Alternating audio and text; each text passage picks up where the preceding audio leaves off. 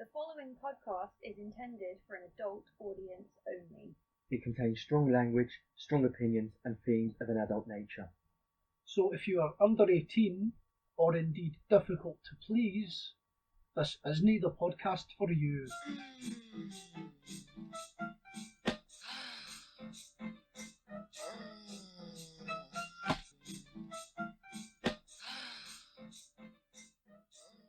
Hello, welcome to episode 6 of Varying Degrees, a BDSM podcast. I am Burns and I'm here with my co-host Hans, and we are joined again this month by the lovely Eeyore. Third time in a row. Third time lucky. Although we have been lucky to have you on the 2 previous occasions as well. What have we got coming today on today's episode? I think we'll probably have a little bit of a catch up. I know that you guys have had something interesting, a recent purchase that I'm really interested to hear a review of. I've got a couple of interesting bits that were handed to me at a munch recently by a mutual friend of ours that I'd like to share with you and talk about. And then we can go on to talking about today's subject, which is going to be what, Burns? We are discussing kink and sex. And sex and kink? Indeed, and the expectations around it. Do you take kink as part and parcel of your sex life, or do you take your kink life completely separate from sex? That's a very good question, Burns. It's a very good question, and one that we're going to explore together later on, I suppose. But first of all, what have you guys been up to since we last saw each other? Or since we last met here for an episode of Varying Degrees? An interesting purchase you'd like to tell me about, Eeyore? Yeah, well, the interesting purchase is quite a large purchase. Let's just get it out there. It's a sex swing, and the more interesting bit is the sex swing stand. Why is the stand more interesting than the swing? Well, I think the stand is more interesting than the swing because you can. Well, I suppose technically, if you put a hard point in your ceiling, you can kind of do other bits with it. But we bought the stand as a bit of a dual purpose to use a sex swing with, but also as a shibari rig. Mm-hmm. Ah, so you can use it for tying Burns to. Yeah. Or if Burns wanted to tie you to it, I suppose, that as well is an option. Yeah, a bit of self-tying as well. Excellent stuff. So I've got a couple of questions. So for something like that, it sounds like it's going to take up a lot of room. If I was thinking of buying one, how much floor space will I need? Oh, okay, yeah, it does take up quite a lot of room. So I think rough dimensions are like 6 feet by maybe even getting to 9 feet.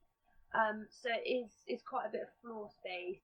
But fortunately, you can basically pack it down into 3 main parts that are quite easy to hide away.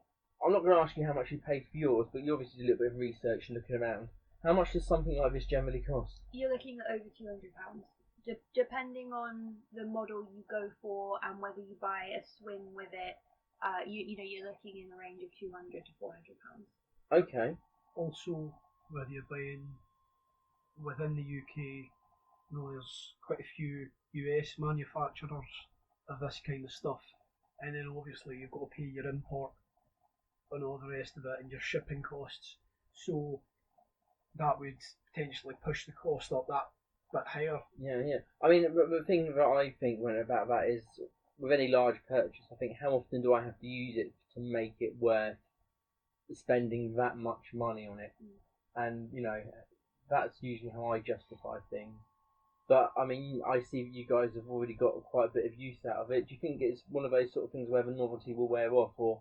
Hopefully not. I mean, I'll be honest, it was definitely an impulse purchase. I mean, it's something I've looked at stands previously before, but I've never actually purchased because our kind of space constraints. And like along the lines of what you're saying, is it something that you'll use a couple of times you'll get fed up with? But Valentine's Day deal, the price of the item was a bit too good to refuse, and actually having the item and seeing how it works for us in terms of how we can put it together, how we can pack it away, I think we probably will be getting quite a lot of use out of it, especially because we can use it for the sex swing, we can use it for a suspension rig. And actually even just using it as a bit of bondage furniture to we've got some like suspension cuffs and there's some creative ways you could be using that. I think as well, it's one of those things where I was about to say we've had a few people at Munch recently ask us about it, and where we got it, where they could get one, and all that. And you saying that just now just kind of crystallises that it is something that people would be interested in. You'll have a queue at your door before long. I'll be at the front of it, I can tell you now. I'll be at the front of it, partner in tow. I'll tell you what I've been up to. I was gifted some very interesting items at a Munch recently by a mutual friend of ours. One of them is this lovely leather collar gag that you can see here. It was a bit ropey when I got it, as in, a bit seen better days. But I'd cleaned it up, and that's what I've spent my time doing. So viewers can't see this, but I'm holding like essentially a corset for the head, aren't I? Pretty much. It is drastically uncomfortable and really, really good for breath play, which is obviously quite an edge kind of play and not something you would just say go and do breath play to people. No. There's a risk factor in there, but it's really good. So I just want to do a public thank you to the man that gave me that. But the same chap also gave me these two books, which I'm going to give you to look at in a moment. Eeyore, for you, I have The True Confessions of a London Spank Daddy. I'll just read you the bit from the back, the synopsis. The True Confessions of a London Spank Daddy. And I'm sorry, Burns, I'm not stealing your section here. My name is Peter. I'm 55 and a spank daddy. I offer a spanking and discipline service to women. Discover an unknown world of sex, spanking and submission. A world where high-powered executives and cuddly mums go to be spanked, caned and disciplined. In this powerful and compelling book, Peter explains how his interest was kindled by corporal punishment while still at school. Chapter by chapter, he reveals his clients' stories as he turns their fantasies into reality. Now, I will tell you, Eeyore, that every chapter is a woman's name.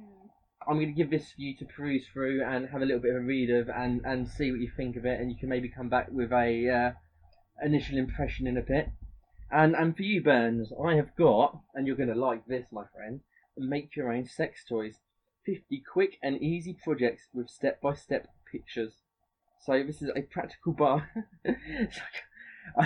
Viewers can't see the pictures, but it's hard to know the contents of this book and read the next sentence with a straight face.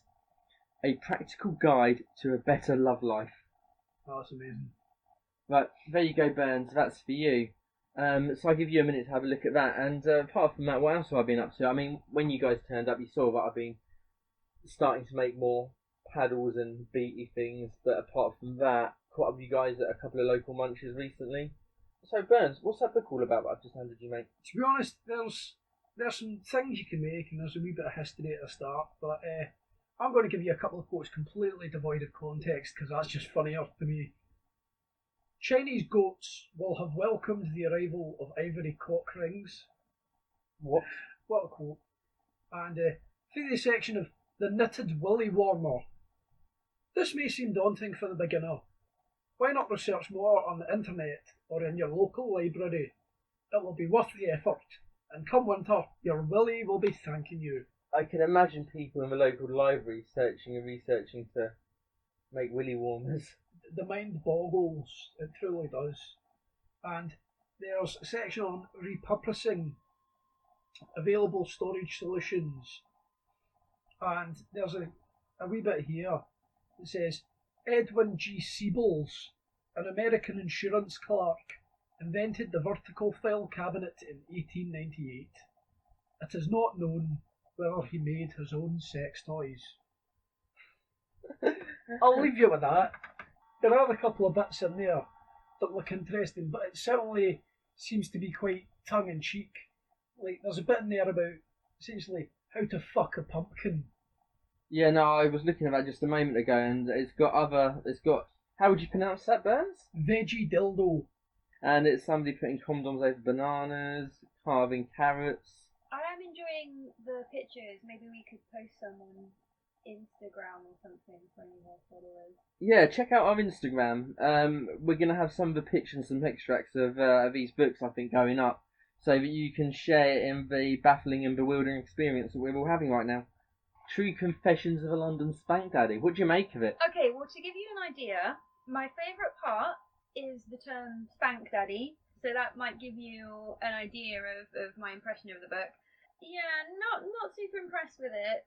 The chapters being titled by each woman's name, it's basically a little book of conquest, really. It kind of seems to me like the author kind of wants to just kind of brag about all these experiences he's had with young, beautiful women and their kind of desire to let him have access to their bums, really. Yeah, there's some quite interesting ideas in here about how he feels a lot of his clients visit him to help them lose weight. That okay? What to? As a kind of like punish me for eating all this like junk food, and that's kind of why they're visiting a spank daddy is to be punished for the bad food choices. But I guess maybe there are people that do that, but I wouldn't have thought that. I just thought fuck me, it'd make weight loss just more interesting. You know what I mean?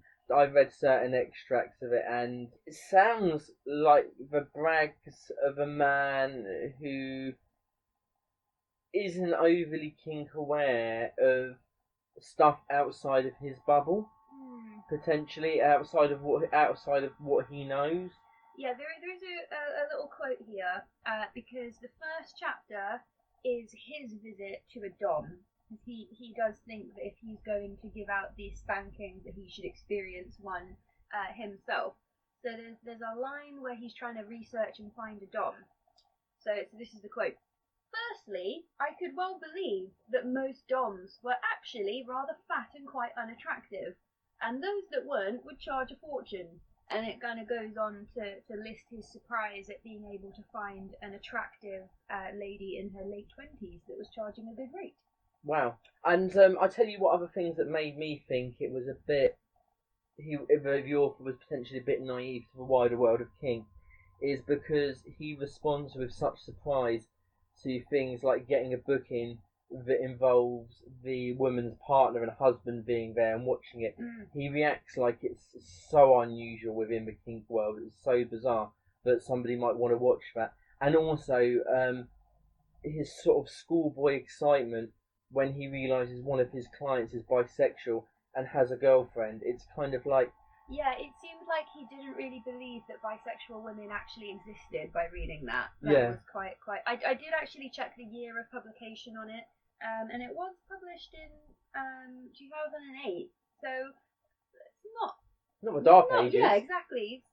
But maybe some kind of less than modern views in it. Yeah. I think if you're involved in BDSM in London, it's a capital city. It's the capital city of the UK. It's a major European city. I think if you're involved in any kind of BDSM business and service like this guy is, I think you would be more aware of the industry. It just seemed it's an odd read. It says the true confessions of a spank daddy. So I don't know what the heck it's all about, but yeah, let's leave that one there. So our topic of discussion for today, Burns. It came about with a discussion about whether people incorporate kink into their sex lives and whether people can do kink entirely removed from sex. Within a person's private life with the partner, it might well be bound up in, pardon the pun there, but it may well be bound up with sex and what you do in the bedroom. But I think when you start going to kink events, you will certainly see people playing with people who aren't necessarily a regular sexual partner. So it might be that you'll have someone who just is getting spanked by someone. They're not romantically linked, they're not sexually linked. They might be. It's not a prerequisite. I was doing this 3.5 weeks ago at a dungeon event. I was involved in an impact scene with somebody that I think you might know, and that was negotiated beforehand, and that person was neither of my sexual partners, and there were very firm boundaries in place, and it wasn't sexual, and I had a really good time. I hopefully gave that person a good experience. on a bit of a show because that's what I like to do. Indeed. And really enjoyed myself on a completely non-sexual level. So I completely get that aspect. Exactly what you've described is exactly what I experienced several weeks ago. So I fully understand that. I think partly it boils down to expectation, doesn't it? And I think this is a complaint that comes with certain events, particularly when you've got a kind of a crossover between, say, a swinging event and a BDSM event, where there's a certain expectation for some people of, I have paid to get into this event, therefore I am owed sex, or I expect to get sex or play with someone. And that's not really how things work. See, you say I expect to get sex or I expect to play with somebody, it's the thought train of some people, right? But that when they have that thought train, I think they're going from play. There's no comma between play and sex. It's the same thing.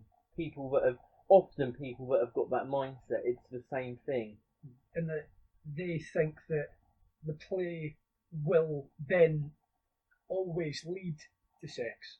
I have given you a spanking or a caning or some wax or whatever, and then we are going to have sex afterwards. Not necessarily then and there, but we are going to have sex afterwards. That maybe, if not lead directly to sex, but to some sort of sexual gratification, like a blowjob or a hand job, or when I've done spanking your ass, I'm going to wank myself off all over it, or something like that.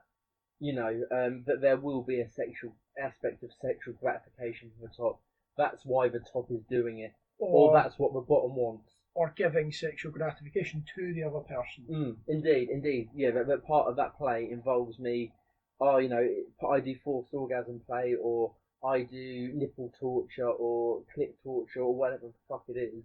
And I don't mean that of any disrespect to people that do that. I'm just saying, whatever it is. And they think that if we're playing, well, I'm going to be doing that because that's play. We're going to be playing together, therefore I'm going to be rubbing your whatever I'm going to be rubbing. Well, we were having a bit of a pre-discussion before we started recording, and we did kind of talk about this idea of fantasy. And I think those people that come into events with quite an entitled attitude, I personally think that's driven a lot by fantasy, and kind of they're seeing the event or whatever it is, they're seeing that as a way to fulfill their fantasy. And I mean, I guess fantasies are typically, even if it's a non-typical sexual act, that fantasy is kind of really about sexual fulfillment, whether it's kind of actual penetration or just kind of getting sexual thrills from whatever is happening. So I mean, if we think about like sex and kink, and think about kink and BDSM let's completely separate it for a minute. And I'm saying that as somebody whose kink involves a lot of sex. I am quite a sexual person.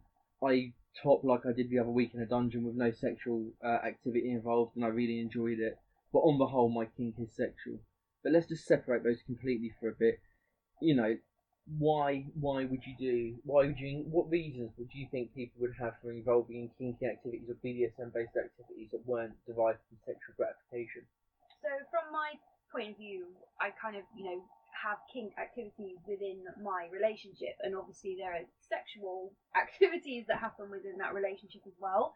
I mean, I personally wouldn't say that every time we do something that would be under the kink umbrella that I'm like sexually excited or it's sexual in nature. It can be, but not always. Like sometimes we might just be doing spanking and it's just fun. Like obviously there are times that we'll do a spanking and I will be turned on, but there are also equally times where I'll be giving a spanking and it's literally just kind of fun. Well, going back to our frame that we purchased recently, we did a partial suspension on that, and I believe there's pictures of it on FetLife. And after that, there was no sexual element to it. There was cuddling and aftercare and all that, but it didn't lead any further. You're talking about sort of afterwards where you cuddled and there was aftercare, and what we're talking about is intimacy. Well, that's the thing. I think that some people get kind of confused between intimacy and sex, because you can have the intimacy and not have a sexual or romantic relationship. And I think the danger is when people confuse the two, that you can maybe have someone go to an event, whether it's in London or elsewhere, and they'll go and they'll play with someone, be it someone they've just met or someone that they know, and they will assume a greater significance than there actually is from that event. So one person will go and say, "Oh, I had this spanking scene with so and so, whoever it was, and it was great, I enjoyed it, lovely." That other person will go away saying, "Right, I am now the daddy of so and so," or "I am now in a relationship with," or "I am now exclusive with." And I think Eeyore and I were discussing earlier about it, and we were saying it kind of has analogues to the vanilla world, where people go out clubbing and meet someone and assume much greater significance than there actually was from, say, like a chance meeting at a club or similar. I just want to bring it back to something you said a moment ago, because I think we could have almost called the episode that instead of kink and sex. And you said people confuse intimacy with sex. And I think that is the real common misconception when it comes to potentially new people within BDSM. You know, people that are just discovering it, or people that are exploring it, be it through social media platforms, or individually, or alone, or in social groups or events. However they're exploring it, you know, sometimes people think intimacy is sex, sex is intimacy. A good spanking can be cathartic. You know, it can be a real release, both of the spanker and the spankee. You know, impact play, although, as I'm sure one or two people testify, it can make me raging hard and really up for it. I can also fully enjoy it without sexual penetration, and I find it to be a really good release. And actually, aggressive dominance and aggressive play and degradation, I can do. Sadism, I love. You know, my sadism doesn't have, and that's something I'm discovering more and more as time goes on. Actually, the gratification I get from certain people's consensual suffering is as satisfying to me as sex sometimes can be, depending on the sex and how good it is, of course. Well, I've certainly found that rope scenes can be quite emotionally intense, and I'm sure Eeyore's going to back me up on this. Yeah, I would back you up on that, yeah. Yeah, so, you know, what do you get from an emotionally intense rope scene that is so separate from sexual gratification? Because some people listening to this will think rope bondage, you know, rope bondage, tie somebody up, have your wicked way with them. Tie somebody up, sexually torture them, you know, sexually tease them. You know, and that's not an illogical leap for people listening to this to make, because of how bondage is portrayed. And I think it's valid to have those feelings as well. I just think it's kind of not the only experience that people could have. So I mean, from my point of view as like a rope top, a lot of my satisfaction, and maybe this is because I'm very like early stages in like a learning journey, like a lot of my satisfaction comes from kind of doing something, feel like I did it well, kind of feel that my knowledge is you know increasing and my skills increasing. So kind of I guess that's giving a lot of kind of accomplishment type feeling, and but obviously that definitely can evolve, and I'm sure it will evolve as kind of I become more experienced. And I mean, Burns can probably give his side of things, but from what I've witnessed with a lot of rope bottoms, there's quite a sense of kind of like comfort and peace and tranquility. Definitely, it's almost meditative in a way, you know, because you're focused on how it feels, and you're being quite still in the moment, and depending on what's being tied and all the rest of it. I remember we had one one event we were at where my legs were tied, and tied quite tightly, and I remarked to Eeyore at the time, it felt like an embrace. It was almost like being cuddled by the rope, and that did feel really quite pleasant, even though it was quite tight. You know, some people might not like that. It did actually feel quite pleasant to me. And then there's the very physical closeness of when you're taken off the rope, and that feeling comforted and looked after. You know, you've got someone saying, right, this is okay, I'm telling you now. No. Yeah, I'm not a rigger, but actually one thing I really enjoy about when I do rope is enjoy the intimacy of slowly peeling the rope off your partner as you comfort. Because my rope often is involved with probably quite heavy impact or some sort of aggressive sexual play or just some sort of aggressive play. So, because, you know, that's just what I'm into. And so that moment afterwards is that moment of calm after the energy. But what you say about what you said a moment ago made me think about what a couple of people in the past have told me about how they view going to rope jams, and they view it kind of almost, they liken it almost to sort of Pilates or yoga, and you know they go for that social aspect and to stretch out, and you know they enjoy the feeling, you know, the meditative feeling of it, which is what you said that made me think of that and reminded me of that. So yeah, I can completely see the reasons people would do rope. You know, and it's like other play. We know people who are involved in sploshing. I mean, how often, as far as your knowledge, you know, how sexual are people sploshing? Not that I'm aware of. I mean, it's not something I know a great deal of, so please don't take me at my word on this. You know, it's kind of from what I've heard from people, that it's very much, this is fun. We have fun. And it's not, we do this and have sex, it's we do this and have fun. And then you get cleaned up afterwards, and then whatever else happens. But it's that actual act itself is just centered around having fun and having a bit of a laugh. Yeah, I must say, when anybody's ever described it to me, including a friend of ours who organises that sort of event, I've only ever got the impression that it's a quite light-hearted and easygoing, you know, and inclusive, fun thing to do. Aye. Yeah, I mean, sure, a lot of people will be turned on by that, and it was probably why a lot of people do it. That's fine. But to me, whenever I see pictures of that, I see people having fun. Not that sex isn't fun, because sex is a hell of a lot of fun. But whenever I see pictures from sploshing events or sploshing scenes, I see people that look like they're having really good, light-hearted fun more often than not. More often than sexualised, anyway. Maybe that's because I've only seen a small cross section and I only have a limited view and I need more experience, and maybe it's a lot more sexy than I'm giving sexual than I'm giving it credit for. I just don't know, but yeah, it does seem like one of those things where sex isn't necessarily intertwined. And like I said before, with my impact, you know, I really get into that. And sadism, for watching people suffer beautifully, is a reward unto itself for me, without the need for sexual gratification at the end.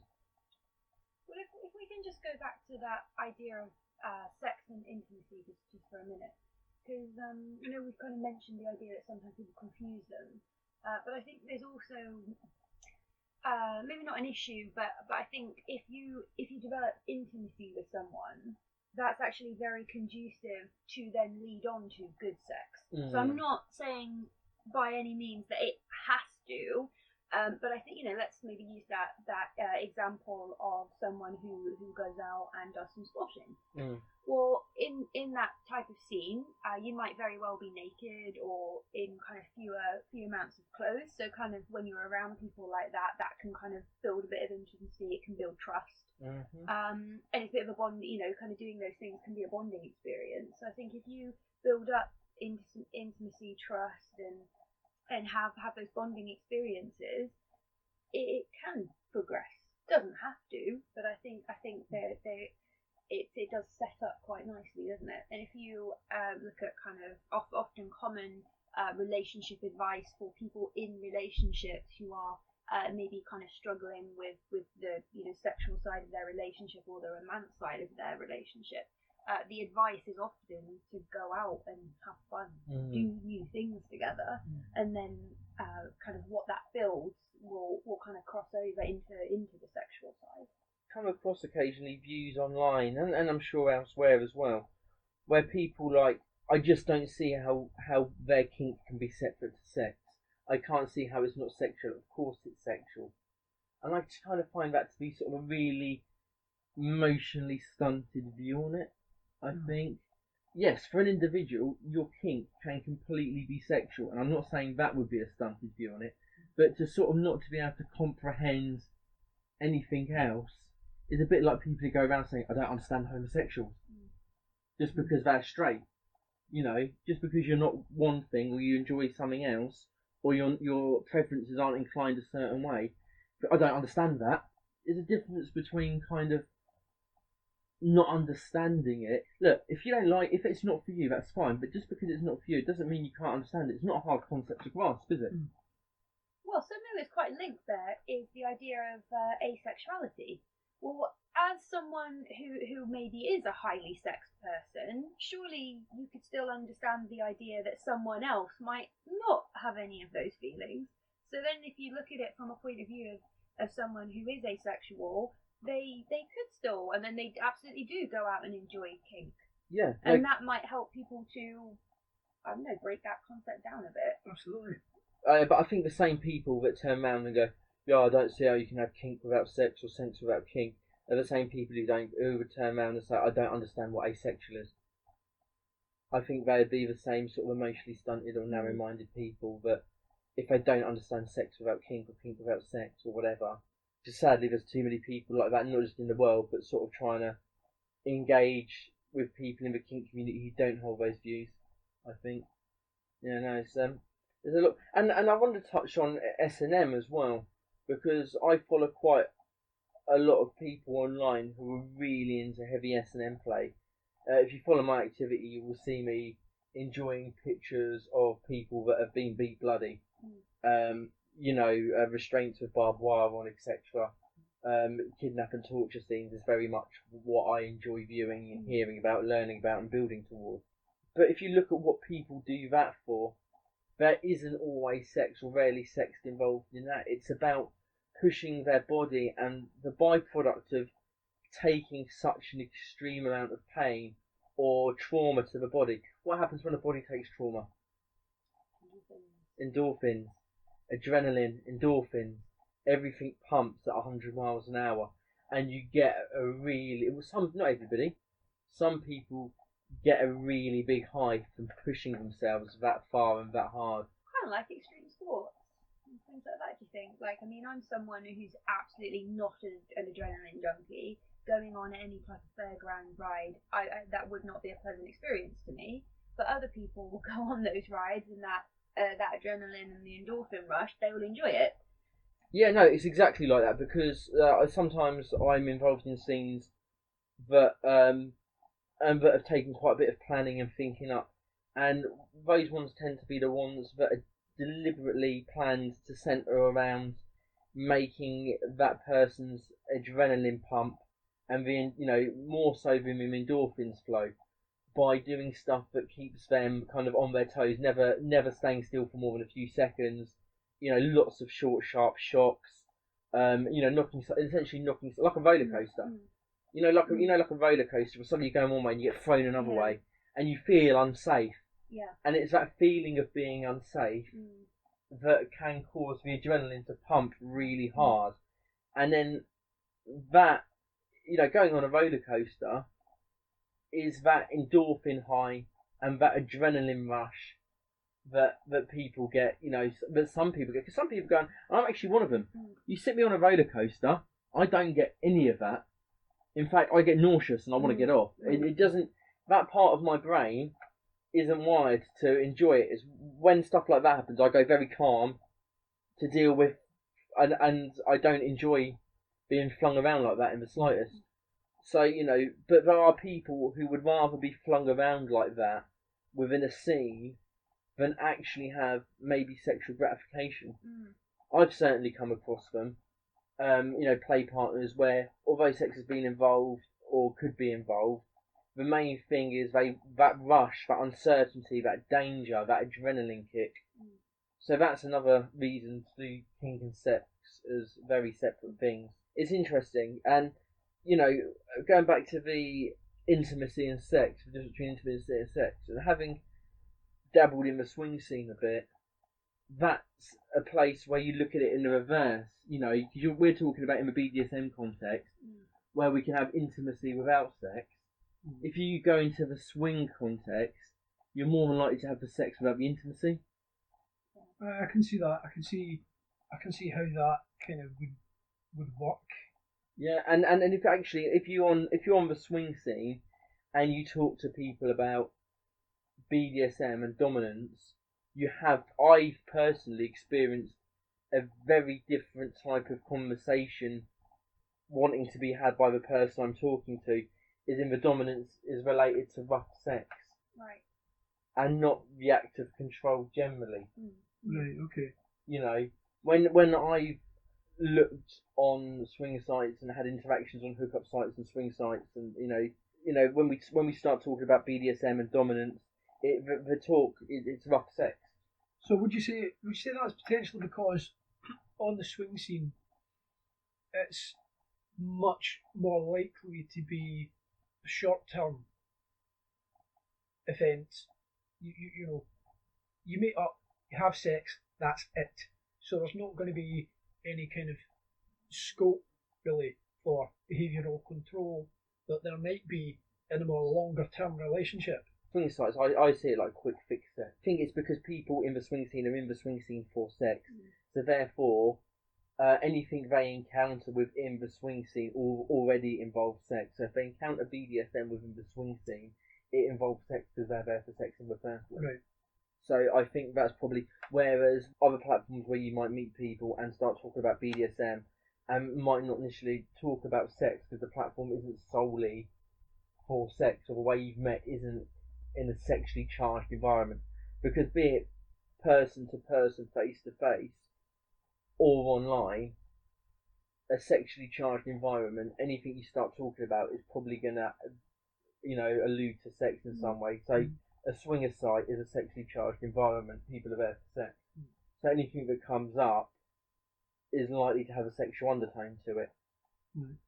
And going back to the more S&M element, I think we've seen a few documentaries, haven't we, where there'll be a pro-dom and they'll be talking about how their play or their clients, etc., there is specifically no sex, and of course that is a more transactional approach. I think it can still apply. Oh, definitely, I would really agree with that. I think that's kind of where the disconnect is, isn't it? Because we've been talking about relationships and so on, but not everyone that is at a play event or whatever will be in a relationship, and indeed they might even be in a relationship, but the person that they're doing the scene with might not be part of that relationship. Kind of a couple of different things going on there. There's the kink and sex within a relationship, and the kink and sex outside of a relationship. So it's a couple of different things going on there, a couple of different ways and approaches. I think, negotiations and communications are ever really important, because I think it's okay that if your kink absolutely has to involve sex. I think it's absolutely fine, right? If as a woman, your kink absolutely has to involve you getting a penis stuck inside you at the end of the night. I think, if you're a man and your kink absolutely involves you shooting your load by the end of the night, that is also absolutely fine. And, we shouldn't, belittle or demonise people like that, and we're not in any way, shape or form. But if you communicate with people, then you know if you're compatible. Because then you get rid of that expectation. You do away with the expectations by having good communication earlier on, before you built up any expectations as to whether or not any potential play may or may not lead to sexual gratification. Well, what I was just thinking of actually when you were talking is this distinction between having what you typically class as sex versus the sexual desire. So you could have a scene with someone where maybe both participants in the scene are feeling sexually aroused, but it doesn't lead to sex. But then that's kind of maybe a different situation to two people in a scene who are not feeling any sexual desire at all. So in some cases it might be an agreement that this is where it stops, and in other cases it's just it's just there is literally zero sexual element. And here's a really weird one as well, right? So a real life example. Not so long ago, me and my girl were doing a scene that we planned, and it involved her being shackled down, and I was whipping her with a snake whip, and also training the whip around her body. Now, I did not touch her with my hands. I did not touch her with my penis. I did not touch her with any part of me. But during that scene, she orgasmed twice. Now, if she didn't orgasm... Bloody show off, yeah. No, but seriously, there's a point to that, right? There's a point to that, yeah? If during that scene, she didn't orgasm, would that scene have been a non-sexual play?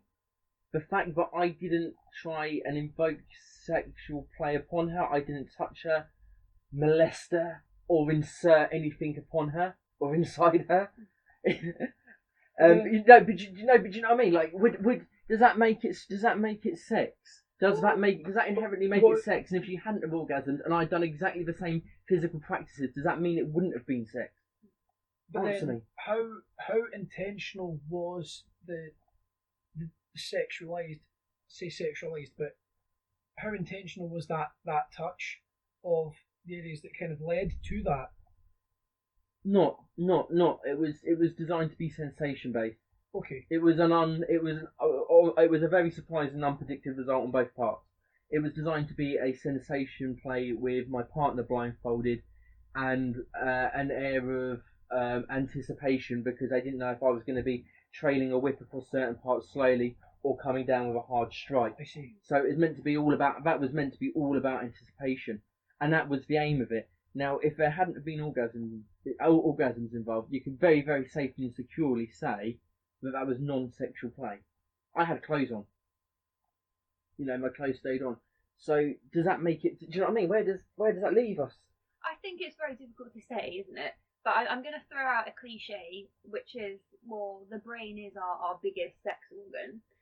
And I think maybe we can get a bit too hung up on the idea of certain acts being sex. So kind of like penis in vagina or whatever. Like kind of we can maybe stick too rigidly to definitions that these set acts are sex. But like in kind of that scene that you've just been telling us about, well, I mean, like, to me that's kind of sex, isn't it? It's kind of just a different version. Yeah. So yeah, I think there's definitely a grey areas and you know. But is there any room for grey areas when you're trying to negotiate something that is essentially involves consent as well? It's Could you imagine, Mike? Could you imagine what I described? Could you imagine if I'd done that at a dungeon, and I with somebody maybe with somebody I knew about as well as I know you, not with an actual partner, but just with somebody I feel comfortable topping, and we agreed no sexual contact. Yet that happened. Can they then say, you made me do that, and feel like that's a violation? What do you know? What would if they wanted to be? You know, it's an interesting point. It's an interesting point. You know, because I'd be like, well, hang on a minute. I don't control your body. I acted within what we negotiated for an impact topping scene, and that was a product of the way your body reacted to something we had planned, but we had agreed at the time wasn't sexual.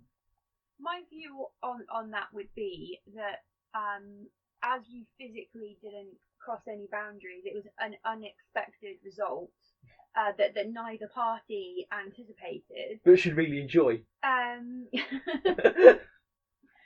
So yeah, I think that's quite different to overstepping boundaries. Yeah. I mean, I think it's definitely would be worth a conversation afterwards, and to someone it could be quite, maybe not worrying, but you know, if you kind of, you know, if you haven't been like physically touched and you're having an orgasm, that could be quite a a strange experience for you, and it might be something that you kind of did want to kind of discuss with maybe the person that you're in the scene with or other people. But I'm sorry, I'm going to go on a little bit of a tangent, but we have dabbled very, very slightly with hypnosis. And something that comes up quite a lot with hypnosis is the idea of being able to orgasm like on voice command, like again without any physical touch. So that would be deliberate sexual kink, but without physical touch. Yeah, no, I see what you. Yeah. I think I read an article on that very thing, and it said that the orgasm on command wasn't quite the same as, like, it was definitely an orgasm, but it wasn't quite the same as your orgasm that you get for, say, using a vibrator or other sexualised contact. A bit like asking for a pint of Coke and then sipping it and realising it's Pepsi. Something like that. Not quite, but maybe. But it was quite an interesting thing, so I don't know, maybe we can share a link to that via the usual channels, and people can have a read and see what they think themselves. Pet play. I used to be an owner. I used to be an owner, and we were a couple. There were times when we engaged in certain aspects of pet play, not hugely, but to an extent. And that wasn't necessarily sexual, So there's loads of stuff we haven't even begun to explore. To be fair, there's plenty of stuff. I mean, I think one of the things with any of this stuff that we're discussing, with the amount of time we're dedicating to the podcast, right? The episode we did on toys, somebody said, "Oh, it feels like you've only barely scratched the surface," and it's like, we know, like, you could do a whole series of podcasts just on toys or just on something else. And people do. There's stuff out there where it's just dedicated books and books about this stuff. So we're not saying that it's the definitive, encyclopedic knowledge here. We're just discussing and kind of getting some stuff out there and some food for thought for people, and then people can carry on the discussion. Oh yeah, I mean, I'm not even saying that either of us or any of us are remotely right in what we're saying. It is purely opinion and conjecture, isn't it? It's just, us shooting the shit about things that pop up in our lives and come to mind. I think actually that'd be an interesting one to explore and look at. But yeah, no, pet play is definitely, going back to that, pet play is definitely another one that doesn't necessarily involve. So many of them don't necessarily involve sex. But I think we've pretty much exhausted that one there, haven't we? I think that's quite a nice little place to wrap up. Yeah, indeed. I mean, when I say exhausted, we haven't exhausted it in the slightest. But I think in terms of for this show and today, we can leave it there. Okay, Hans, what have we got this month in the Encyclopedia of Unusual Sex Practices? It is indeed the Encyclopedia of Unusual Sex Practices. And this month we are on to E. Are you ready? Jeez, okay, what is it? Erotographomania. Right, okay. Okay, break that word down. Erotographomania. What do you think I'm talking about? Graph, something to do with drawing. Close. Think autograph. Writing. Yes. Erotographomania. So erotic writing. So close. Is it like a compulsion for writing erotica? Close. You're so close, so close. In fact, this makes this section even more fun, doesn't it? Okay, go on, give us it. What is it? Erotographomania refers to the strong desire to write love letters or poems. This was more common before the invention of the telephone. Now that is very sweet and has a connection to our very last segment, doesn't it? Indeed it does. We'll get to that a wee bit later. Okay. Erotomania. I've never heard of this one. Erotomania. No, you drawn a blank? Okay, I'll give it to you. I will.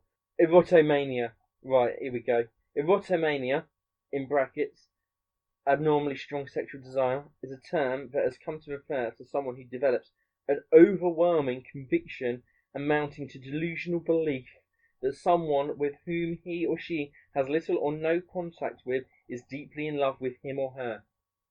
So it's the conviction, it's a strong conviction and belief that there is somebody that has very little or no contact with them, but they believe they are deeply in love with them. So kind of like people obsess over celebrities and that kind of stalkery kind of behaviour. Yeah. You know, whenever he's talking on TV, he's talking directly to me. That kind of, But you know, I mean, when you're absolutely delusionally convinced that someone loves you, despite that you don't really know them very well. Has anyone seen The Joker? No, I've not seen it. We've been watching that Netflix show, You. Okay, so I won't give anything away for you, but erotomania reminds me of one of the relationships or pseudo relationships between two characters on the film The Joker. Okay. Or with Joaquin Phoenix. So you say his name, isn't it? I don't know. I think that's right. But yeah, so that reminds me of that. Delusions of amorous communication which have not been initiated by the patient. That's definitely like that show, isn't it? It is, yeah. So You on Netflix, I think, is an example of that. Aye. Great show, by the way. Really been enjoying that. I'm going to have you read this one for me, Burns. What does that say? Just that title? Essayers. Essayers. Like, the end's spelled like voyeurs, isn't it? Aye. Essayers. Essayers were men whose services were retained by Parisian brothels. It was their responsibility to fondle the prostitutes and engage in overt sexual behaviour in front of the timid male clients. This relaxed the clients enough for them to participate themselves. This is the same psychology used by some casinos which employ shrills to encourage others to gamble. Gamble? Gamble. Gamble. It sounds like some odd action hero Gamble. set in a casino. But yeah, SERs. You know, that was the tongue twister. Yeah, I managed to mess up saying the word gamble. There we go. We'll have one more for me before I put this down because I'm looking forward to your section. To be fair, we end with one of my favourites, and a favourite for many, exhibitionism. We all know what this is, don't we? If in doubt, whip it out. An exhibitionist or sociophile is one who drives erotic. I've never had it called a sociophile before. No. One who derives erotic pleasure from the displays of genitals or other body parts that are normally considered taboo. I said it like that. Exhibitionism is common among primates and humans as foreplay.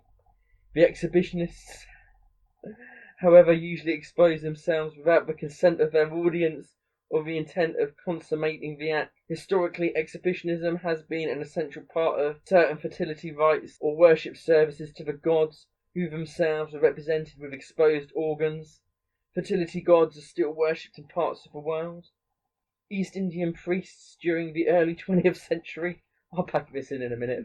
I'll just finish this bit. East Indian priests during the early 20th century would walk through the streets naked, ringing bells to call out female devotees to their homes.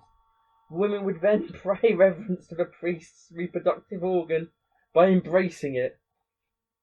Embracing it of what body part to question? Cool. That's the end of the encyclopedia today. I'm off to India to become a priest and get my tackle out. Oh dear. Right, Burns, what you got for us? Right, so we mentioned that there was a link to Jock-a-naughty earlier, but we're going back again to the literary origins of Jock-a-naughty, and we take a look at the letters of famed Irish author James Joyce to his partner Nora Barnacle, and an excerpt from the letter on the 3rd of December 1909. As you know, dearest, I never use obscene phrases in speaking. You have never heard me, have you, utter an unfit word before others?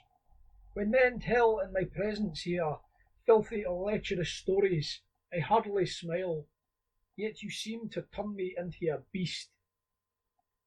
Evidence from another letter, I'd like to ask you a question. Go on. So, to confirm, these are letters that he wrote to his wife whilst apart? Aye. Okay. Then, evidence that she does indeed turn him into a beast can be found in the letter on the 8th of December 1909. My sweet little whorish Nora, I did as you told me, you dirty little girl, and pulled myself off twice when I read your letter. I am delighted to see that you do like being fucked arseways. Yes, now I can remember that night when I fucked you for so long backwards. It was the dirtiest fucking I ever gave you, darling. My prick was stuck up in you for hours, fucking in and out of your upturned rump. I felt your fat, sweaty buttocks under my belly and saw your flushed face and mad eyes. At every fuck I gave you, your shameless tongue come bursting out through your lips, and if I gave you a bigger, stronger fuck than usual, fat, dirty farts came spluttering out of your backside.